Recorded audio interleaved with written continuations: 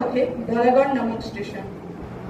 আনুমানিক 1500 থেকে 1600 খ্রিস্টাব্দে হিন্দু ব্রাহ্মণ্য ধর্ম রক্ষার্থে নদিয়া পরিত্যাগ করে চলে এলেন ঘন অরণ্য ও বন্য পশু ও দস্যু আবৃত এই আতিশাওড়া গ্রামে স্ত্রী পুত্র সঙ্গে নিয়ে বলরাম শর্মা ঠাকুর বন জঙ্গল পরিষ্কার করে স্থাপন করলেন জনপদ।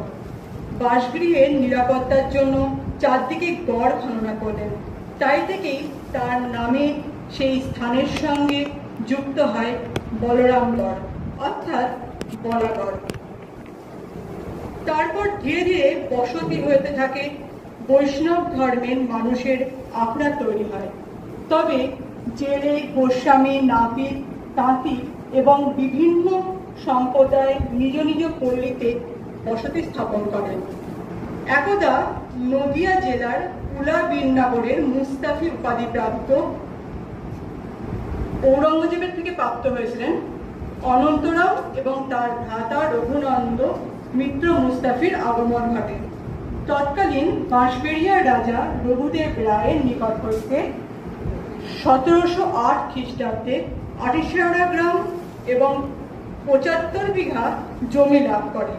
তবে বাঁশবেড়িয়ার রাজা রঘুদেব রায় শাক্ত ধর্মাবলম্বী রঘুনন্দ মিত্র মুস্তাফির দেবচরিত্র ও দৈব ক্ষমতার দর্শনে মুগ্ধ হন। রঘুনন্দ মিত্র মুস্তাফির হাত ধরে বৈষ্ণব আটিশাওড়া গ্রামের নামের রূপান্তর হয় শিবপুর। বৈষ্ণব ধর্ম এবং শাক্ত ধর্ম মহামিলন ঘটে এই শিবপুর রাস্তায়। তাই দীনবন্ধু মিত্র তার লেখনীতে লিখে গেছেন, সুন্দর শিবপুর যত মুস্তাফির বাস, বড় পল্লী বলাগড় বল্লালের দাস। আমরা রঘুনন্দ মিত্র মুস্তাফির একটু বংশ পরিচয়টা জেনে নেব।